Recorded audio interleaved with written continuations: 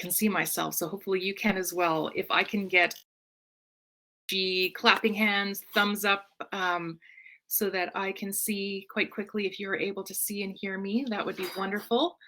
And if anyone's having any technical issues, there's a link on the right-hand side of the page that links to some Remo help. And if that doesn't work, we can find a way to work with you behind the scenes as well. And I've also got, speaking of behind the scenes, my 2 dogs here who've decided that they want to wrestle at this point. So hopefully they will quiet down right away. So I apologize for that. So hello, good afternoon officially, and welcome to this year's first Wonderful Tech Mashup. I'm Kelly Fornell, the CEO of Tech Manitoba, and I'll be your host for this afternoon's wonderful event. I want to start off by respectfully acknowledging that we are meeting virtually out of offices that are probably in most instances on the ancestral lands on Treaty 1 territory, the traditional gathering place of the Anishinaabe, Cree, Oji-Cree, Dakota, and Dene, and on the traditional homeland of the Red River Métis people. Sorry about that. Once again, the dogs. We respect the treaties that were made on these territories, and how ironic, my dogs are both from the north, and we dedicate ourselves to move forward in partnership with Indigenous communities, organizations, and people in the spirit of reconciliation and collaboration. Tech Manitoba is a member-based organization that is here to serve our community and assist in growing the tech sector. We are especially grateful to the member organizations that support our efforts through their participation, their mentorship, and their financial support.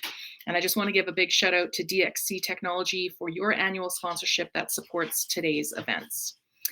And with that, today's presentation, Drone Technology, a tale of an international drone company with Winnipeg roots, I think is one that's going to be really, really well received. Our speaker is Matthew Johnson, who was the CEO of M3 Drone Training Zone, the first company to join Volatus on its journey to the public domain.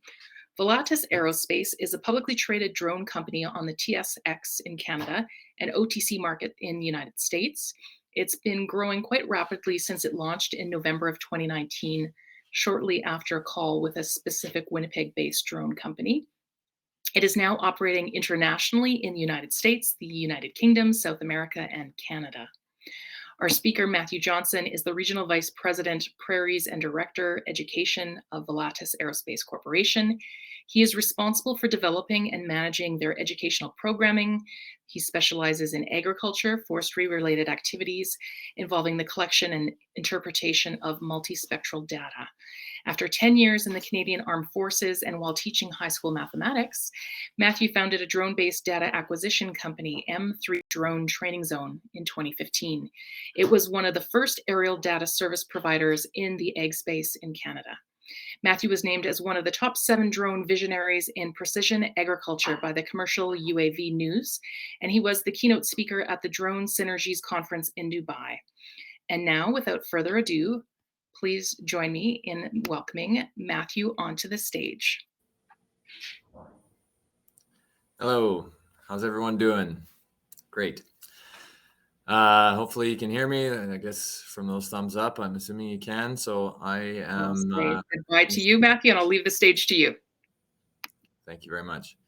Thanks for that intro. This is pretty cool to be speaking here. I like to be able to tell people about the journey that I've been on, starting from really no intention of doing anything in the drone industry, no idea about the drone industry, to being considered one of the experts in not only Canada, in the United States as well, and around the world in some circles, for the work that I've been involved in agriculture and educational programs. So the presentation I have for you today, I was asked to tell you about my journey, and specifically not so much the programs and the offerings that our company has. It's not really about that. It's more about how I was able to get to the position that I'm in and that our company is at. So I fortunately actually created a document a little while ago, a couple of years ago, that, or maybe it was last year, that it was basically a historical document that documented all of the dates that were significant, or milestones that I had recognized as significant milestones in the development of my previous company, M3 Aerial Productions, or M3 Drone Training Zone. The name changed right around the time, just shortly before we ended up getting acquired or partnering with Volatus Aerospace. But M3 was my previous company, and so that's what this presentation is all about. So I'm going to share my screen here.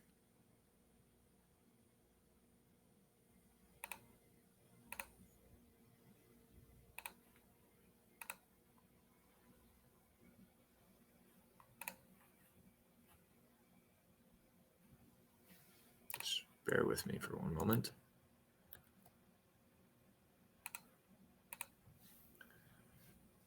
There we go. You should be able to see what's on my screen. So I'll tell you a little bit about my background. If you're not seeing someone, please let me know, because I'm seeing my presentation right now. But my background is in education. I was trained from the University of Manitoba. I have a bachelor of, probably too many bachelor degrees, but I have a phys ed and arts degree in geography with a history minor and an education degree. I served 10 years in the Canadian Armed Forces and the Army. I was in the medical unit. That's me there. I was a math teacher in Prairie Spirit School Division, is where I started my teaching career in 2012.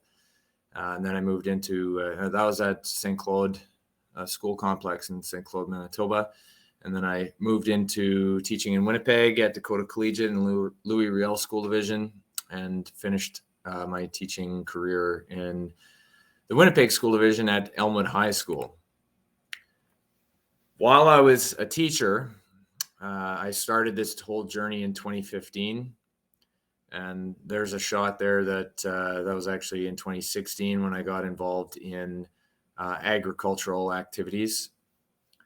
And that big drone was probably one of the main drivers of the success that I had, not because of its capabilities, because it was really a nightmare to deal with and nothing but tech issues from day one. But I think what really helped in propelling my company into success through people seeing me was by the attractiveness of media to anything related to drones, and any kind of positive media that, or negative even at the time, that was swarming around drone technology was picked up fairly easily. And so after I got this Ag Eagle, I'll tell you in a minute what happened with all that.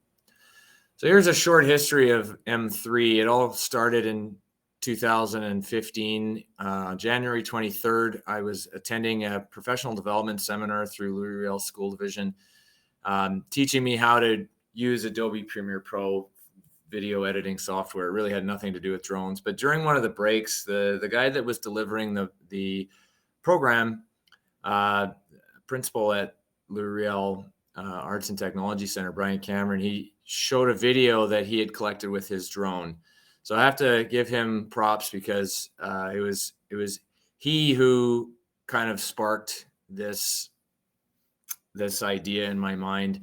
I went over and peeked at this YouTube video that he had shown, and the perspective that you were able to get with a drone blew my mind. I hadn't seen it before. In 2015, it was very new. Drones, like commercial and like recreational drones, prosumer drones, weren't very prevalent back then. Very, very few people had them. And just the angles that you were able to get and the clarity of the video, it was amazing. And as soon as I saw it, having a little bit of an entrepreneurial mindset, I had a small engine repair business before I got into the drone industry, just because I had interest in entrepreneurship.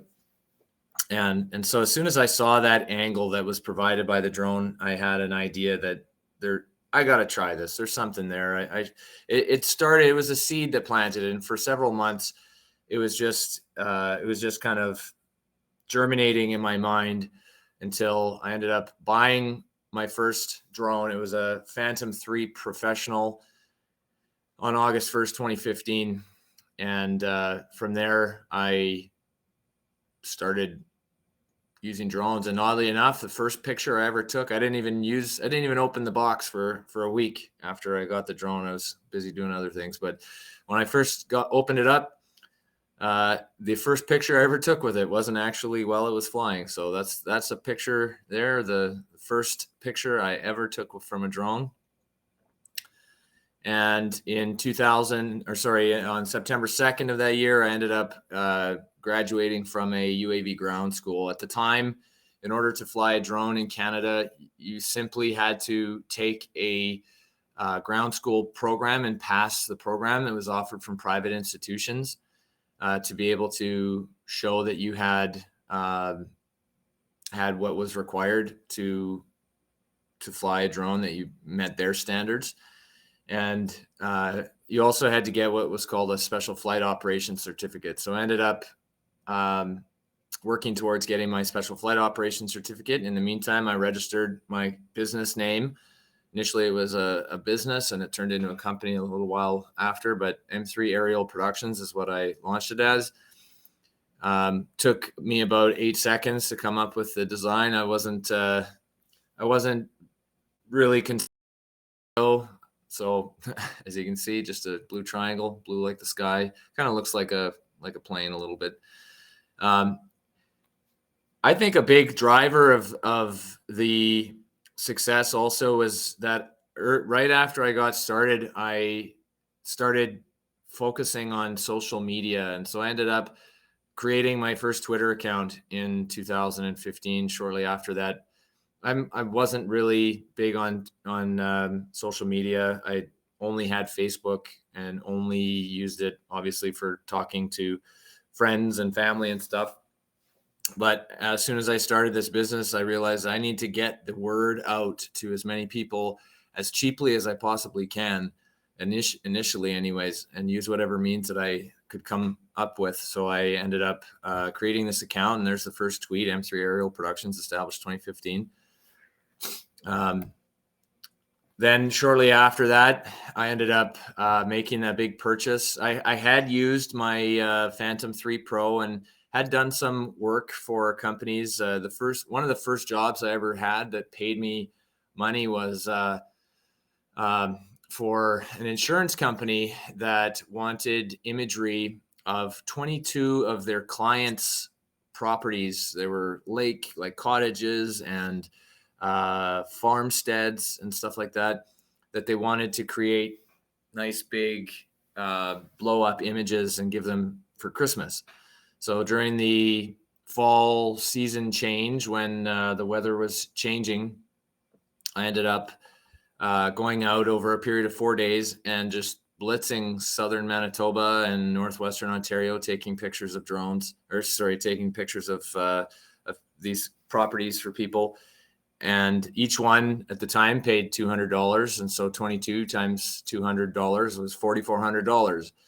And then another $500 to cover fuel. So it was almost, at the time, it was almost a month's salary as a teacher in 4 days. And that was one of the things that really, in my mind, made me think long and hard that there are some opportunities here. And it was at that point I started investigating what were the major industries with the highest return on investment in the drone industry. And at that time, there were three specific industries that were being used quite often by drones and were paying big dollars for the services.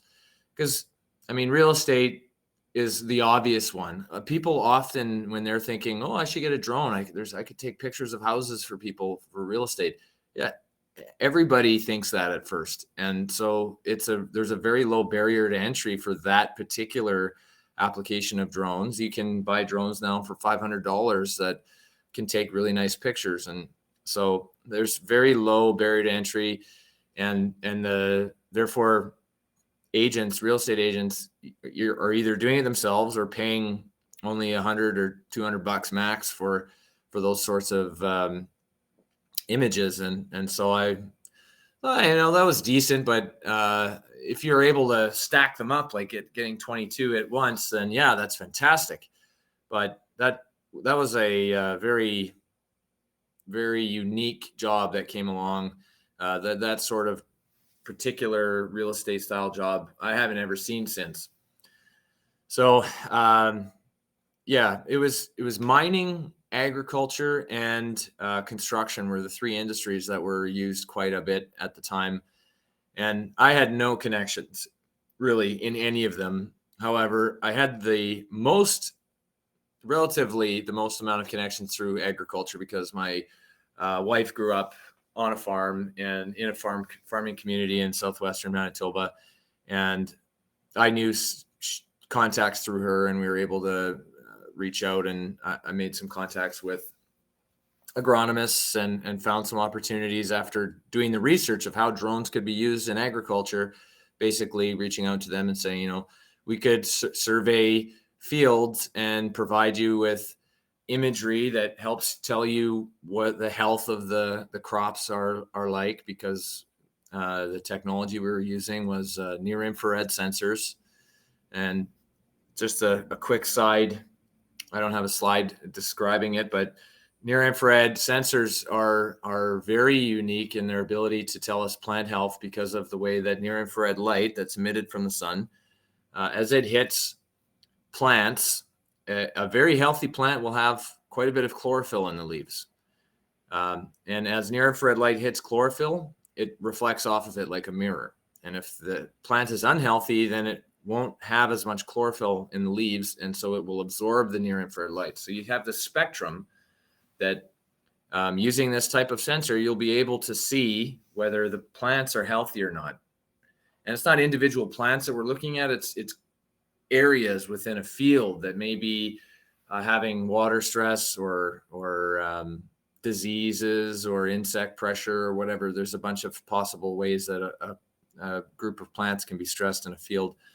That was the beginning, and that's what I started doing the work with. And that's when I bought this Ag Eagle fixed wing. It was $24,000 that I had to convince my wife that it was a good investment because of the potential use cases for it. It was a big leap of faith, and I did have a very gracious partner that helped with the purchase of that. One of the agronomists that we worked with helped with that by providing us with work to use for it in advance, kind of confirming that work. So the risk was a little bit lessened, but it was still a leap of faith at the time. But what happened? Shortly after that is when I got my first Special Flight Operations certificate from Transport Canada. It was to use a bigger type of system.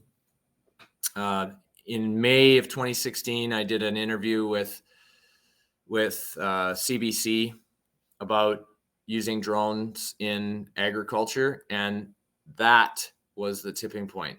From there, I had basically all of the Canadian-based and a few American-based, specifically agriculture-related media groups reach out to me. And after this one article came out, there were about 5 or 6 that followed shortly thereafter by media organizations that were centered around agriculture. And then in June is when the Commercial UAV News did their first piece on applications of drones in agriculture on my operations.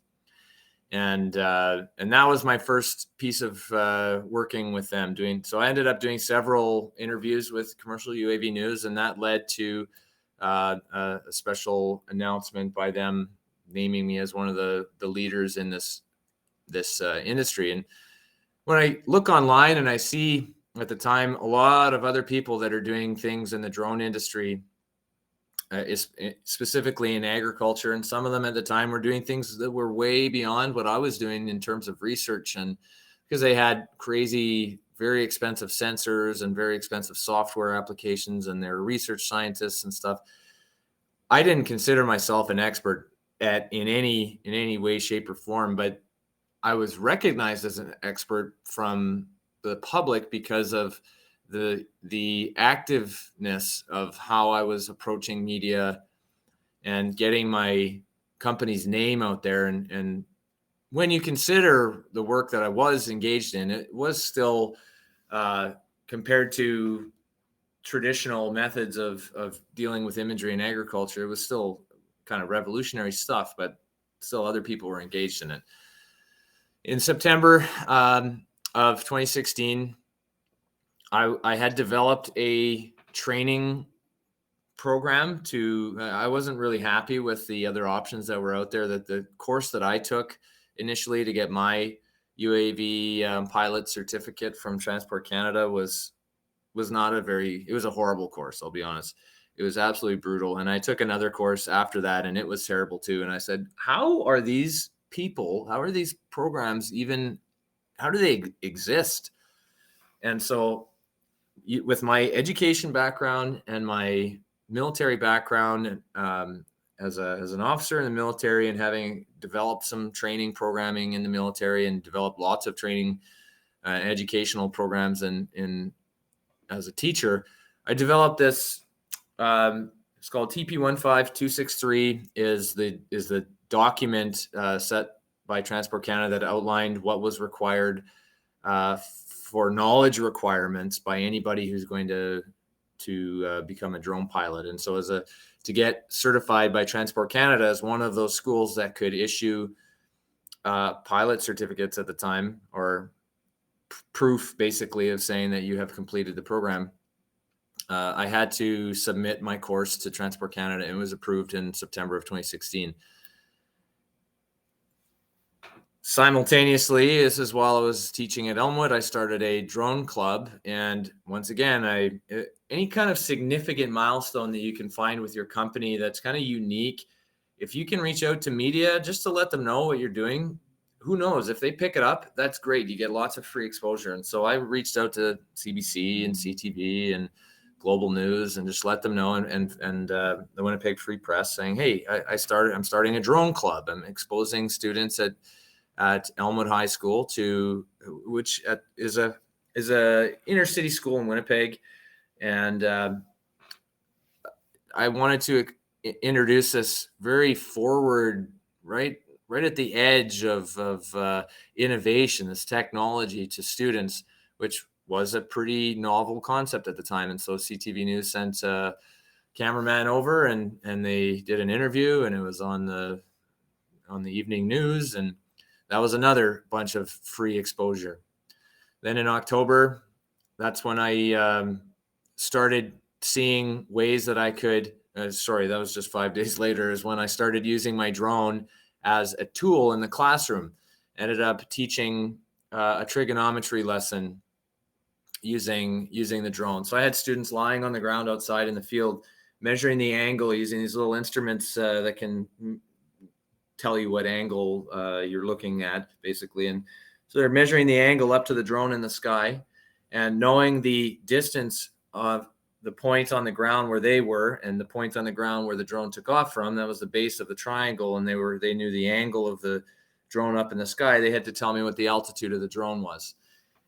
And it was a hit. The kids loved it. I had almost full attendance in my class, which was a relatively rare thing for a grade 9 math class at the time. I wasn't having huge success in having full attendance numbers, but I think I had one student missing, and they were all very, very engaged in the program.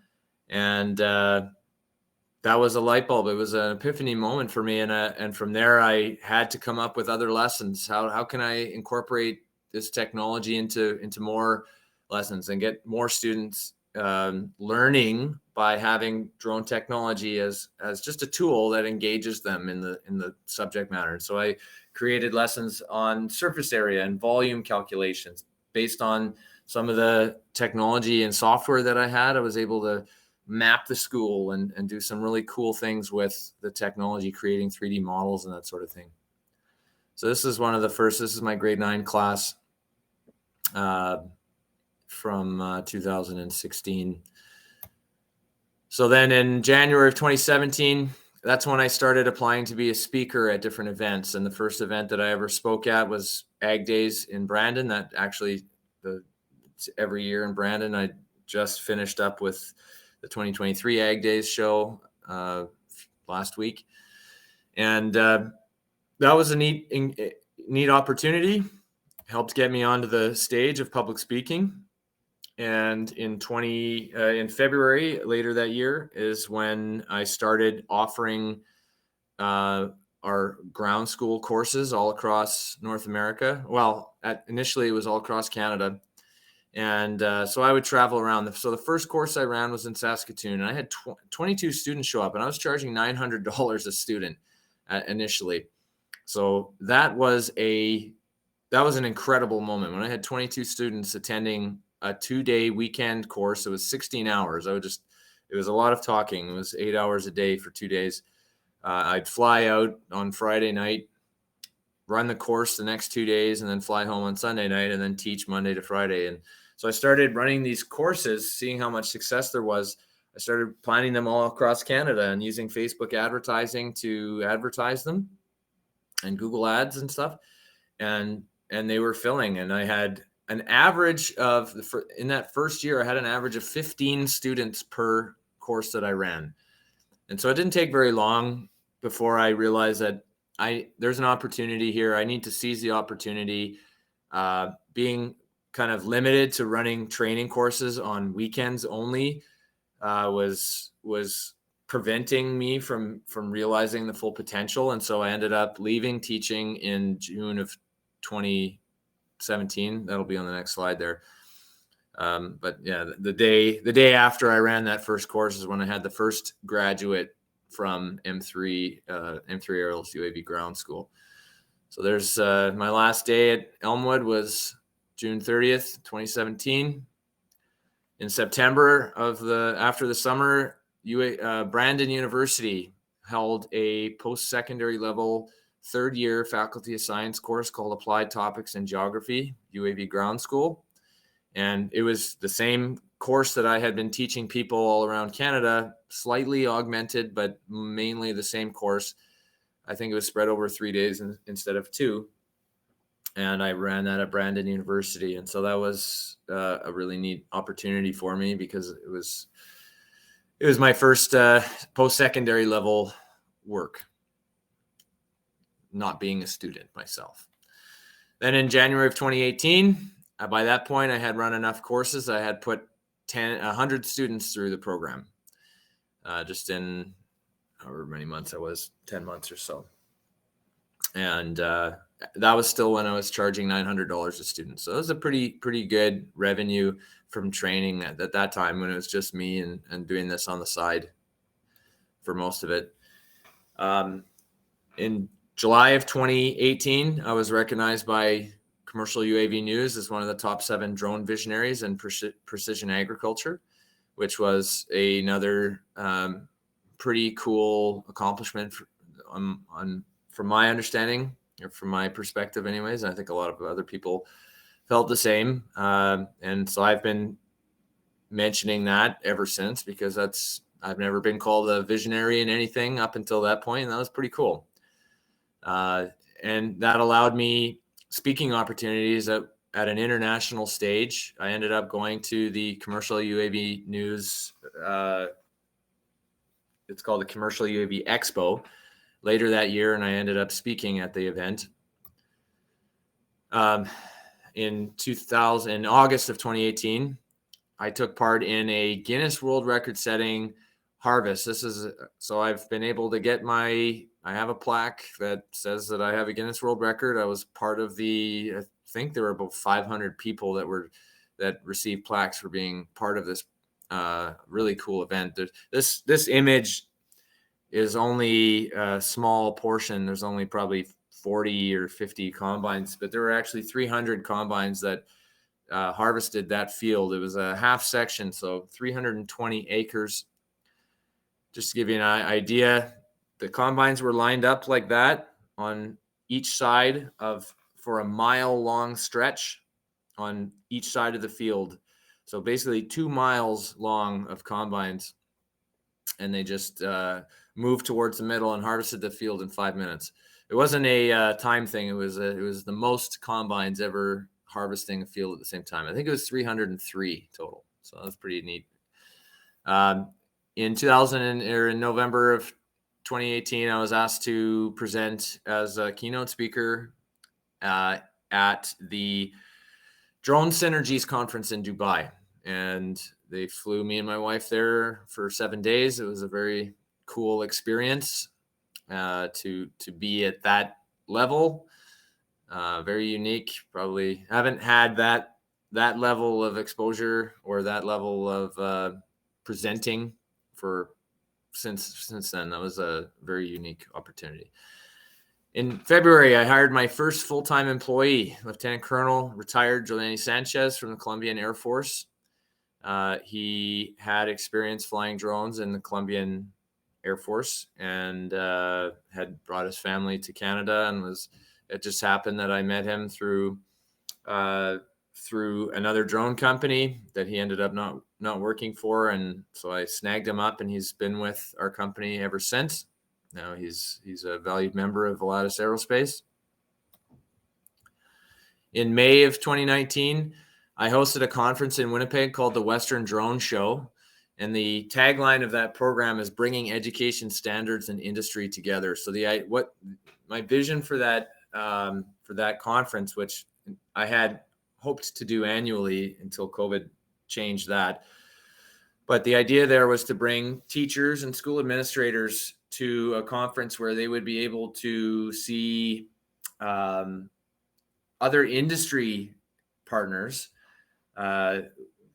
companies from agriculture or engineering companies that are using drones, and allow them to liaise with each other and see how drones are being used. And so it was kind of a unique thing. It was very difficult to plan because I had to provide value to both teachers and school, to like the education side, but also had to provide value to the industry side. And so I had to run sessions that would benefit both sides and really make it worthwhile for any of them to attend in the first place. And it actually turned out very, very well.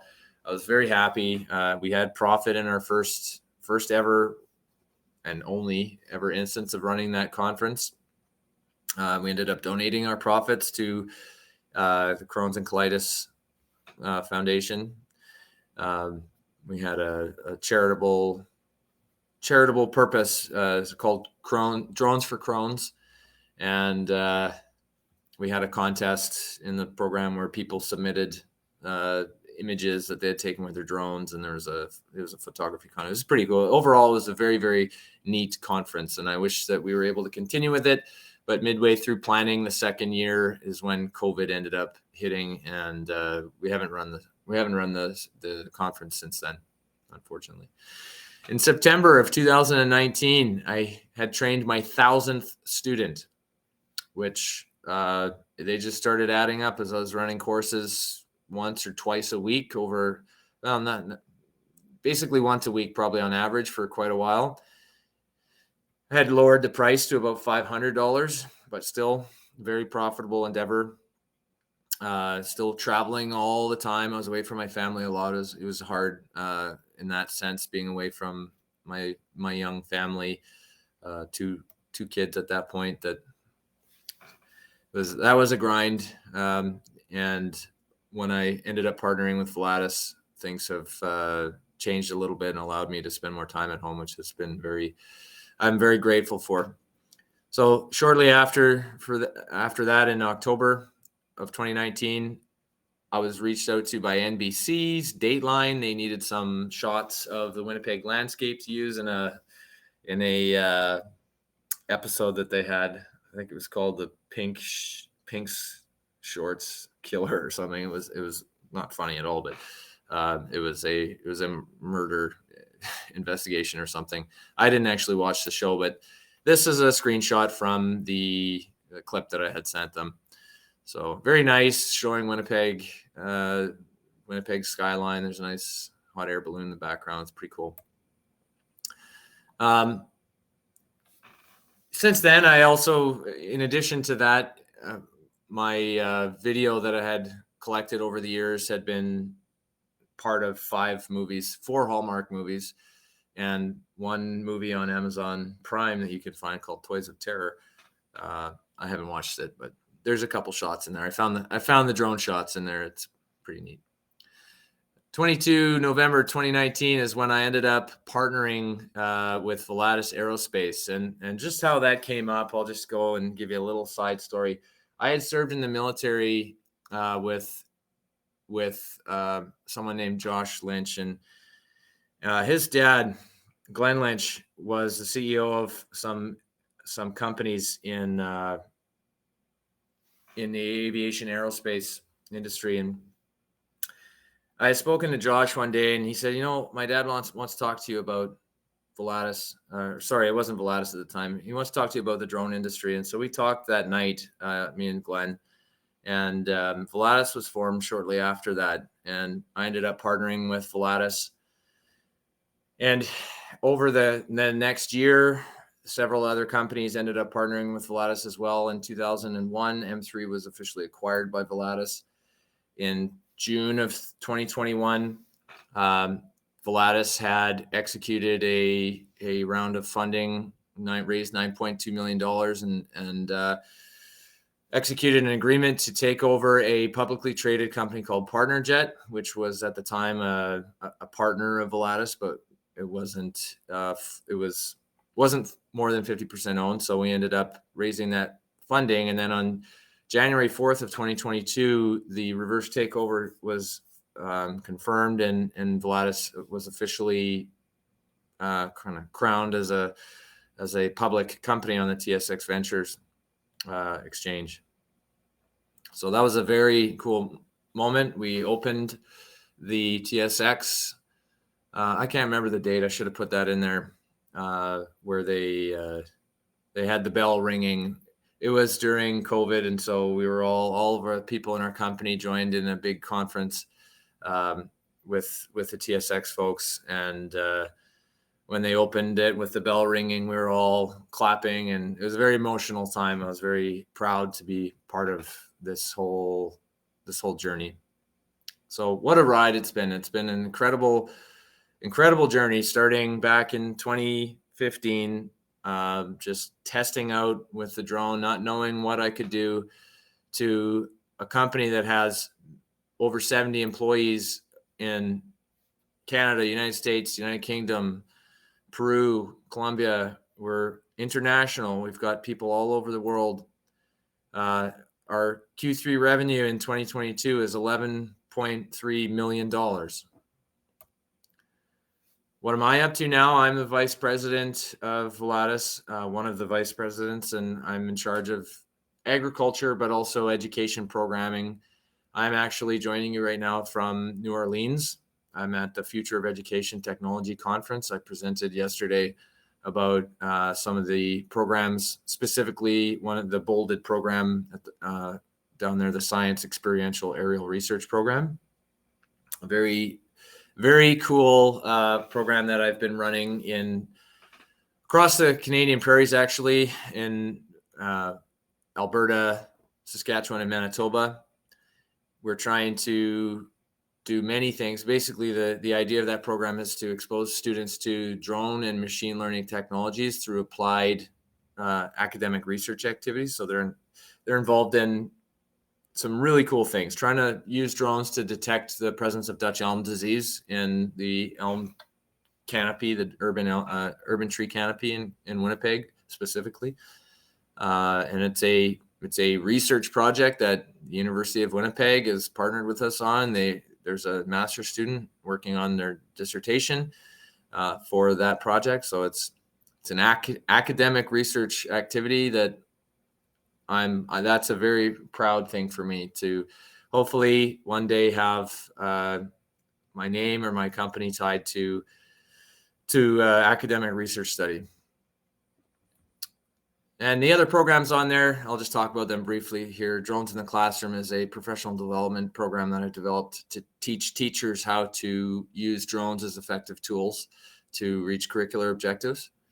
The Youth Drone Camp is something that I developed. It's a program developed in response to COVID, because a lot of students were not able to get out and do anything really for quite a while. And so I wanted to create a really fun and engaging program for them. And we launched that in 2021, and we started traveling across all of North America, running them in the United States and Canada. Almost every province in Canada we've run a drone camp in now, almost. And then several states we've run the camps. And then this My Drone program, it's a brand new program that we launched this just in the fall of last year, the middle years drone program. And that is for grades 5, 6, 7, and 8, getting young students engaged in sort of the similar activities that are done in the Science Experiential Aerial Research Program, but not quite as in depth and not tied specifically to academic research. It's just kind of doing some of the activities, learning how to pilot and collect data and that sort of thing, creating a 3D model of their school. Latest win, I'm just about done here with my presentation, but this was a very big moment announced in December of 2022 when Research Manitoba approved a $500,000 grant to provide Manitoba-based school divisions with funding to take part in the SEER program for the next 3 years. So 13 Manitoba school divisions. We're in the process right now of trying to fill all those spots. I think a lot of school divisions, I'm just trying to get a hold of them and let them know about the opportunity. And so right now we have about 6 of the slots filled. So there's opportunities, whether they're Winnipeg or anywhere across Manitoba, really, that are interested in taking part in the program. If there's any superintendents or principals here that are interested, definitely reach out and let me know, and we can discuss further. So where are my visions? That's what I'm here at this conference, reaching out to superintendents and principals and teachers all across North America. There's a huge opportunity in North America for education programming. There's a lot of schools, there's a lot of students, and the neat thing about education is that almost wherever you go, at least in Canada, the United States, in a lot of ways, scientific education is very similar. So our program is applicable almost anywhere you go, which is really neat. And it provides a big opportunity for us to be able to scale. So there's my contact information. If you would like to reach out to me, please write it down or copy it down, take a snapshot of it, send me an email. Also, if you have any questions, I think we're open for questions.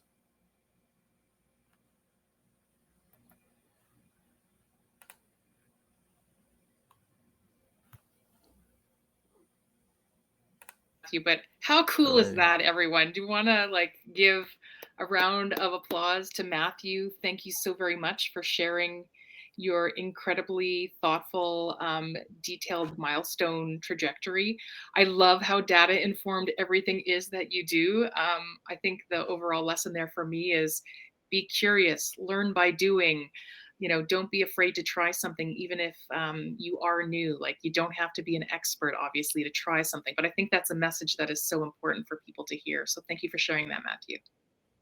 So cool. Yeah, thank you. So cool. And I'm also really glad to hear that you have that $500,000 from Manitoba Research.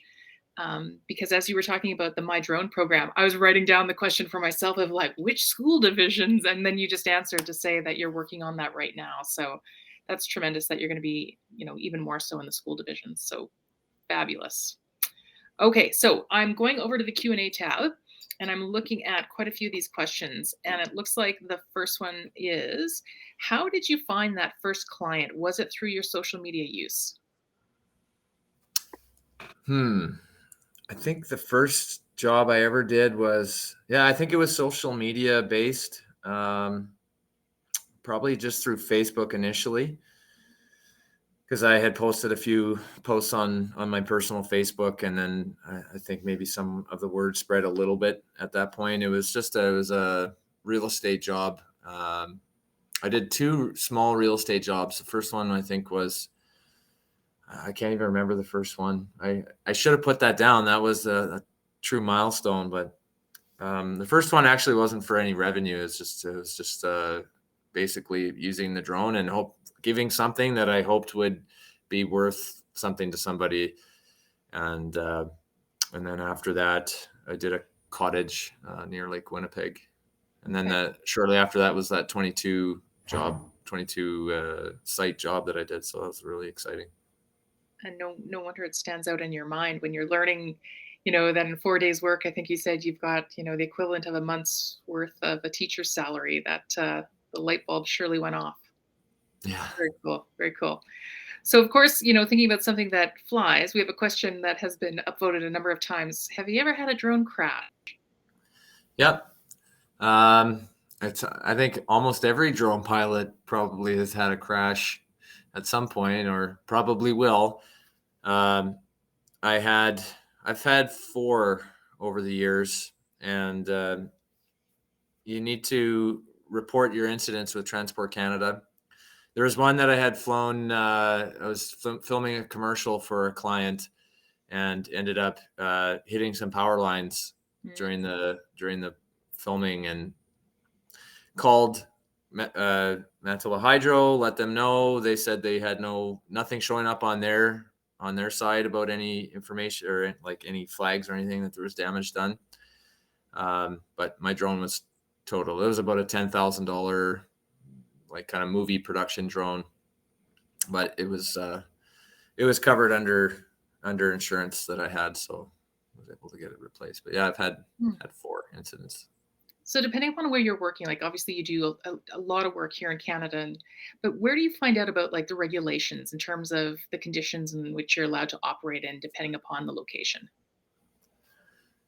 Well, Transport Canada has all of the regulations outlined on their website. If you search Part 9 of the Canadian Aviation Regulations, that is the section of the aviation regs that is specifically directed towards drones or remotely piloted aircraft systems in Canada. Very, very important for anybody flying a drone, whether they think that they're just using for fun or if it's maybe not, if they think that it's not regulated. It's good to read the regulations, just at least read the regulations so you understand whether you're unknowingly breaking the law or not. It doesn't matter if you don't know. If it's not a good excuse to say, well, I didn't know. Yes. You should at least read the regulations. And we have courses that we have like a basic pilot certificate course that we offer for free. It's on our website at volatusaerospace.com. If you just go to volatusaerospace.com and search in the search bar basic, there's a link there you can go to. I think it's actually at the very bottom of the page as well, where you can go and download. You have to just provide your email and you can download. You get a download link to get our basic RPAS workbook. So it's free. And then we have an advanced course that's about almost $300, $295. It's a 40-hour like very in-depth program that gives you everything required by Transport Canada in their knowledge requirements to pass their advanced exam. Nice. I had to look at your site in prep for this as well, and I was like, oh, you've got a shop page. And so I went to go see the different drones, and then I saw that you offer training information there as well. And I just think it's such a great site for anyone who's interested in learning for themselves or someone that they want to buy, a drone for. Many of us have younger people in our lives, or maybe not so much younger, and they're very interested in drones. So now knowing that there's this site that I'm certainly aware of to direct them to go to, it's fabulous. I just think it's so well done. Like the quality of the drones as well. It's obviously made for people who are more than enthusiasts, like hobbyists, but you've got some seriously nice equipment there that I know a few people who are going to drool over the drones. So I'm very happy to share that with them as well. If I look at one of these other questions here, one of them is related to a specific type. It is, have you had experience with a Wingtra? Yeah, no, I haven't flown the Wingtra. Our company doesn't use Wingtra, but we have other fixed wing systems. We have one that's very similar to the Wingtra called the Atmos Marlin, and they're both vertical takeoff and landing fixed wings. So they just take off straight off the ground.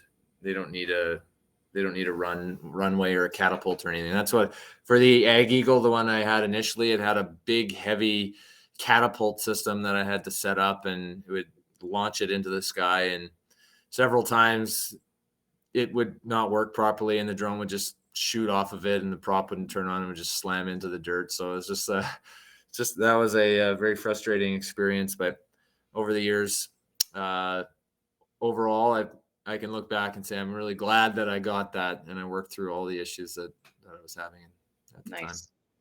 Got a question here about when might be the next BVLOS course available in Winnipeg? It's a good question. I don't know everything about all the training schedules and that sort of thing. I'm less involved in training in general as I used to be. I'm more focused on the education specific programming. I've kind of walled myself off and just said, that's my domain. I need to build out our programs for education specifically, and training is like education falls under the training umbrella, but it's kind of its own little thing off to the side. Whereas we have specific training on different systems and using LiDAR and multispectral sensors and all that kind of stuff. And we have a beyond visual line of sight course as well. But yeah, I think if it's not on the course, if it's not on the website, you'd have to send an email through the website to inquire about when the actual date is. Nice. Or you can send me an email and I can put you in touch with the director of training. Very cool. And then we'll take one more question. And there's one here that says, what about competition from other startups in the field of ag? Are you finding that there's much competition coming up? Ag is a really tough industry to use drones for. I think initially back in 2015, 2016, 2017, there was a lot of hype that was promising farmers basically here's a solution to all your problems. And at the time, there wasn't software available and the sensors weren't really as good as they are now. There just wasn't, the tech wasn't fully in place yet to provide the value that farmers needed at the time. And so I think a lot of them became disenchanted with the technology.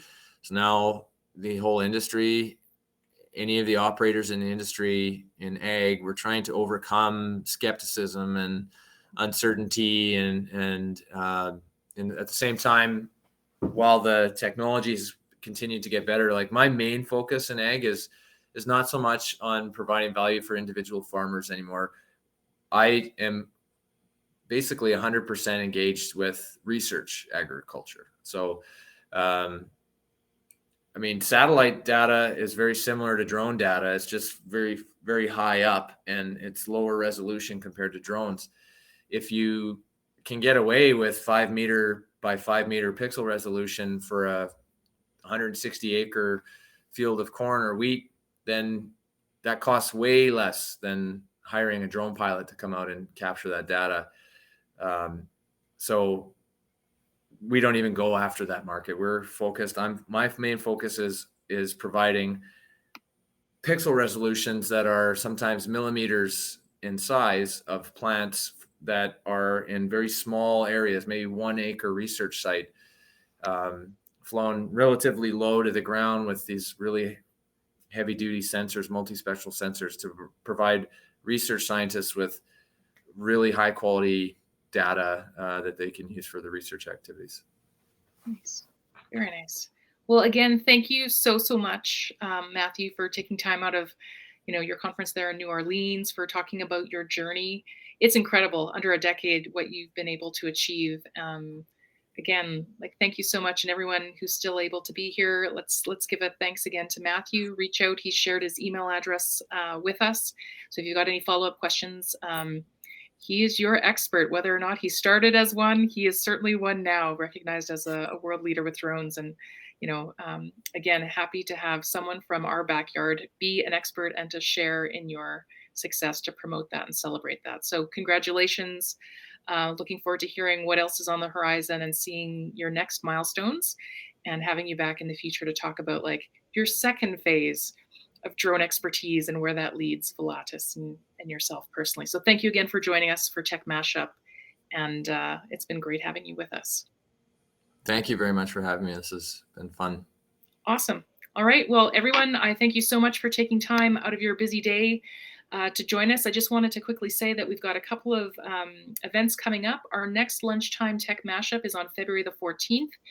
The title is Life in the Fast Lane, Moving at the Speed of Trust. It will be with Sheila Harris and Sandra Foster from Capstone Ridge Group. Working with stakeholders requires a high degree of collaboration and teamwork, and the foundation of any successful relationship is trust. So join us for that. And then we have our next big signature event on Thursday, March 22nd at the RBC Convention Center. It is Innovators, The Future is Human with Cheryl Cran. Some of the challenges that we're facing are finding great people, talented people, and navigating that hybrid work dynamic. So the opportunities are for us to lead change with a people-first focus, to automate the mundane so that we can elevate the humane now and in the future of work. So for more information, go to the Tech Manitoba website under events and training, where we hope to see that you're registering for Tech Mashup on February the 14th and the Innovators on March 22nd. Okay, so that's it for us. The tables will remain open until 1:15 if you're able to stick around. If not, thank you again for joining, and I look forward to seeing you in the future. Thanks very much, everybody. So long.